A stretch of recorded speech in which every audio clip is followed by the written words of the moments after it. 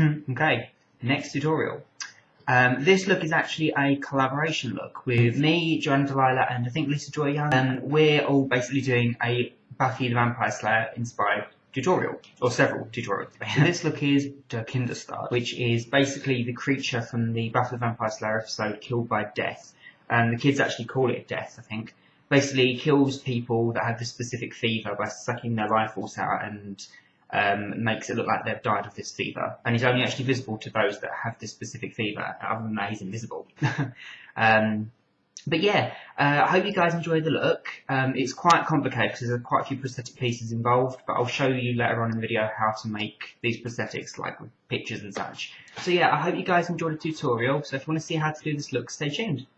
Okay, so I've already shaved, moisturised and all that jazz. I'm just going to let the moisturiser sink in, because I'm going to be using a lot of prosthetics in this look. Now, I've made my prosthetics using the mould method, so I've sculpted the piece, made a negative mould of it, so I can fill this up with the material that I want. So in this case, I'm actually using gelatin, because it's just, you can reuse it, and it just it blends with the skin, and it's cheaper than silicone, basically.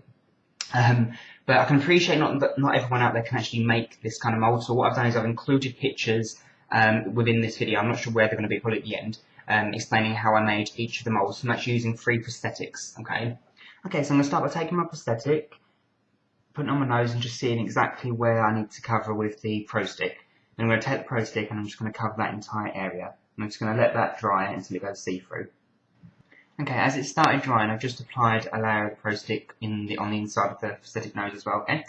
Now I'm just going to apply that onto my nose and just line it up.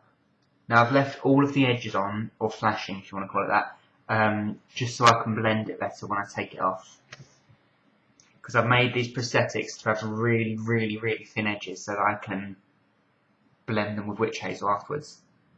Okay, so I'm just going to push that in place and just hold it there for a few seconds so it can dry. I'm now going to take some witch hazel, which will dissolve the gelatin, which makes the edges blend off into the skin. Now you've got to be really patient with this. I just took a little bit on my cotton bud and I'm just going to rub away until it starts dissolving. Try and get as close to the prosthetic as possible and it'll start pulling away like that, okay? Okay, so the next piece I've made is a brow piece. Okay, so I'm just going to cover the underside of my prosthetic and I'm going to be covering the whole area of my brow where I'm going to be putting it. So I don't actually need to block my eyebrows out for this look, because I'm going to be covering it with this anyway. Okay. So now that this has started to go dry and tacky, I've applied some Pro Stick to the inside of my forehead prosthetic and I'm just going to start applying that now. Now this one I've left quite a bit of flashing on, or edges on, so I can mess around with it a little bit. I just took some witch hazel and took this off because it's getting silly now because I can't actually see. I've left it on because I've found in the past it's just easier to leave the edges on, even though it's hard to start off with. I just took some witch hazel and took off. I've not blended yet, I've just, took this off. So I'm just going to rub it down.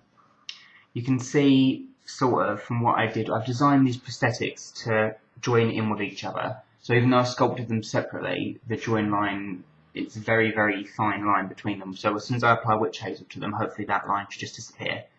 Well, that's the idea anyway. So I'm just going to keep pressing that down, leave it for a few more minutes just to let it completely stick down, then I'll start blending properly. Okay, so I think that's pretty much dry now. So I'm just going to start by taking my witch hazel again and do exactly the same as before. I'm just going to blend the edges. I could actually use this brow piece for another Buffy look later, I think maybe, like a vampire look. Because it's like a softer version of it, isn't it? It's not quite as harsh, but I don't know. Anyway, so I'm just going to blend all this out now. Okay.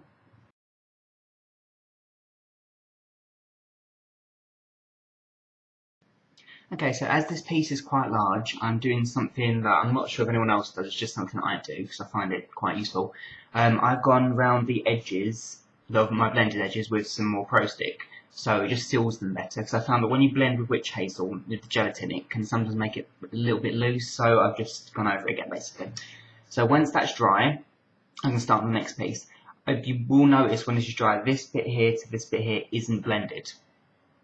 I did this because when I sculpted it, I didn't intend to have this blended because I'm going to cheat. I'm actually going to use a bald cap that's going to cover from here to here. So all of this needs to be blended really well, but this bit, yeah, not so much. That's actually the reason why I've not applied my bald cap first, because I want to hide this area here. Right, so I'm now going to apply my bald cap. I've actually got a chin piece and the teeth and all that jazz. But I don't think I'm going to be able to speak with the chin on because the teeth. If I can, that's brilliant. If not, then I guess I'm going to have to do some kind of silent intro or something. But yes, I'm going to start applying some prosthetic all around the edges of my face where I want the bald cap to stick, which is including on top of the prosthetic.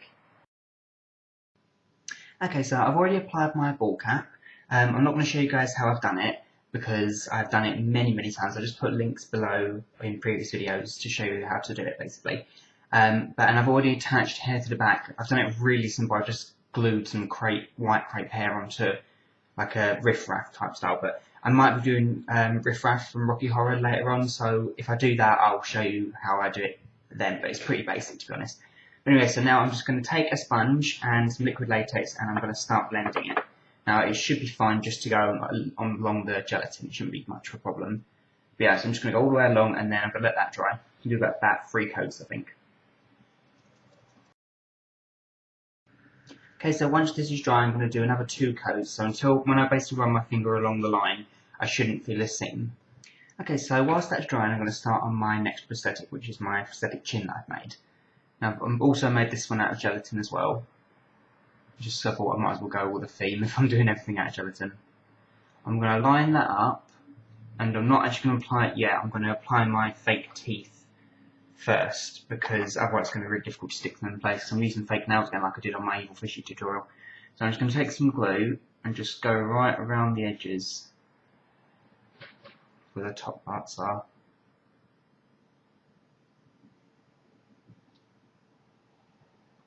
Okay, so that's like my guideline. I could use a pen for that or something like that, but I think glue will hold them in place better. Okay, so I've just took some regular false nails like this, and I've just cut them into a pointy shape like that, okay? So same as mine for Evil Fishy tutorial, except I'm not going to be putting them on the top, just the bottom. So I'm going to put it about where the join line is, really. So about there. I'm going to take some liquid latex, because I don't think it's going to hold very well with glue. They didn't hold brilliantly for the Evil Fishy tutorial. So I wanted to.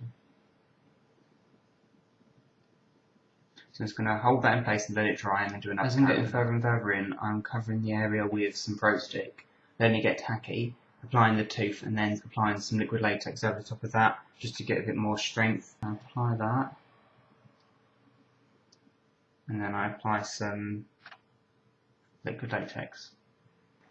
Okay, so then I covered the whole area with the prosthetic glue. It's going to get really difficult for me to talk now, so bear with me. I'm going to do the last few teeth at the last minute, I think, just to make it a little bit easier for me to talk. So I've covered the inside of my prosthetic chin with the glue, and I'm just going to apply that now over the top of the teeth, because I've covered the teeth with it as well. Okay, so now I'm going to take some witch hazel and blend the edges of this. Okay, so now I can start on the foundation colour. I'm using MAC Studio Fix Fluid NC15, and I'm using Snazaroo Clown White. I'm mixing 2 parts Clown White to about 3 parts of this, so quite a bit of foundation, because I don't want it to look white, I just want it to look pale, and I want it to be like a watercolour, so I'm just going to mix that up. Okay, so once that's all nicely mixed up, I'm just going to start by dabbing it in. It's really important to dab it and not stroke it on like that, because otherwise you'll get like brush strokes on the gelatin. I'm then going to take my Crayola Bruise Wheel, and I'm going to take this colour here, and I'm just going to apply that around my eyes. I've already powdered the foundation as well with some white translucent powder. Okay.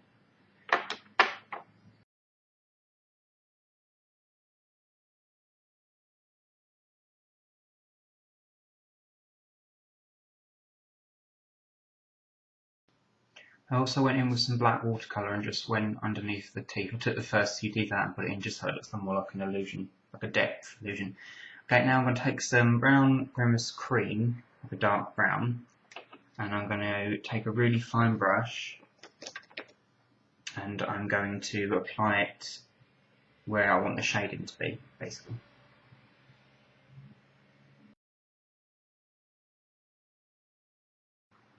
Okay, so now I've got these huge areas of colour, I can just blend them with my finger and the brush to make them look more shaded in certain areas. So I'm just blending with my foundation brush. I've actually taken these teeth out for now because they keep falling out as I'm talking. It's not working very well, so I'll glue them back in. I mean, if you weren't going to talk, it'd stay in a lot longer, but as I am, it's making it a bit difficult. So just blending all these lines to like an old age type look, but just like a rough, just like mainly anger lines you want. Okay, and I completed the look by applying my little black hat, my little black coat, and yeah. So yeah, I hope you guys enjoyed the look. I'm going to put some pictures up now on how to make the prosthetics. Okay, so I started by sculpting the shape I wanted for the nose. I used a Chavant clay, because it's easiest to use for me personally. Make sure the edges are completely blended because it makes it a lot easier when you apply it, like make it into a prosthetic. Then about a centimetre away from the nose, I built a small wall which it has to be really sharp so that when you make a negative out of it, when you push the positive together with it, it will cut whatever material you've got inside. So I'm using gelatin, it makes like a cutting edge. Then I built a wall around that out of more clay and mod rock, so I could fill it with plaster of Paris. Then I let that set for overnight, and then once I can remove the clay, I have my mould. I did exactly the same method with the chin and the forehead piece. I sculpted it, made a cutting edge, then built a wall, then filled that with plaster of Paris. And here's a picture of the 3 prosthetics that I made. Now you then fill them up with the material. So I used gelatin. So I melted the gelatin in the microwave, applied it into the mould, and then I put the positive mould, so my face cast, on top of it, and then put a heavy object on top of that so I could push the two together. I used a pumpkin just because I thought it would be funny, but it's just heavy enough really. And then about an hour or two later, I took it out and the piece is ready. You can use translucent powder or talcum powder to powder the piece after it comes out because gelatin can be quite sticky. I personally use ice and sugar just because I found it lasts a lot longer. When you're not using the piece, it's really important to leave it on the face cast because it will keep its shape that way. And that's pretty much it. So if you like it, make sure to rate, comment and subscribe and all that jazz. And make sure to go and check out the other participants in this Buffy collab because they're fab. I'll put the links in the description below on how to see them, and I might put them here as well. So here are the photos of the other Buffy collaboration looks.